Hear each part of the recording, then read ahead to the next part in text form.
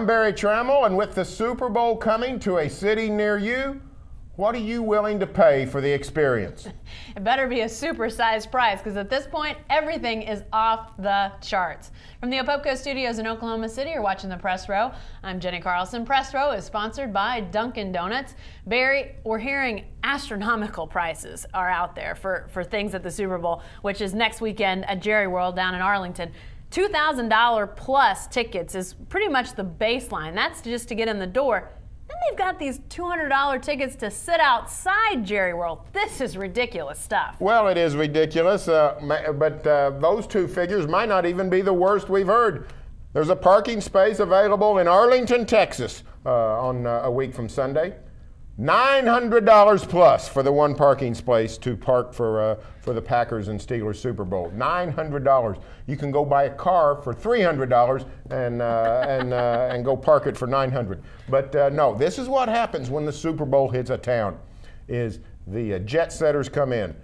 This is not for the weekend wallet. This is for a superior income level, and the prices go through the roof, and nobody seems to care. They'll pay crazy for parking, for tickets, for the right to just get inside the grounds of the stadium and watch outside on a big screen. I hope it's a warm night in North Texas. It's early February. It could be 25 degrees. Yeah, and I think people will pay that. $200 to sit in a tent and watch the game on a screen. It's obviously happening right next door, but that I'm not doing that. I'm sorry. I mean, I think it will be an interesting atmosphere, but I'm not going to go A, fight the crowds, and then B, pay $200 to be that close but not even be able to get in. So thanks, but no thanks. I got to tell you, that $900 parking spot, Barry, that's 3 months of car payment for me. So yeah, I don't have a $300 car, but that's, I mean, come on. Is anybody really going to pay that? Well, I think they will, because that's what the market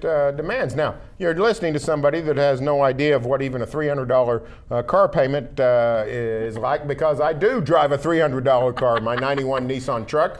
But here's the deal. The Super Bowl has become sort of the American tip to aristocracy. This is where the rich and famous come to celebrate an evening, and it's 100 times bigger than the Oscars. It's like a presidential inauguration, only they put a huge price tag on it, and not everybody can come if you can get to Washington, D.C.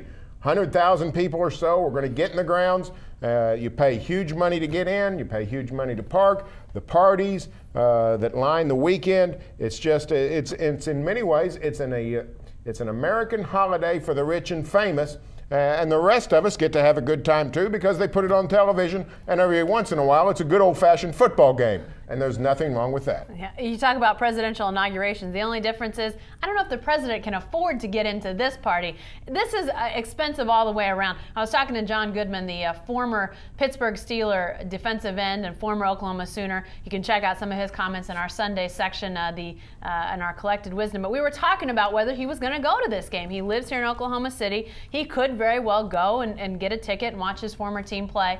And we got talking about these ticket prices. He told me there's a suite available, I think 25 tickets for $600,000.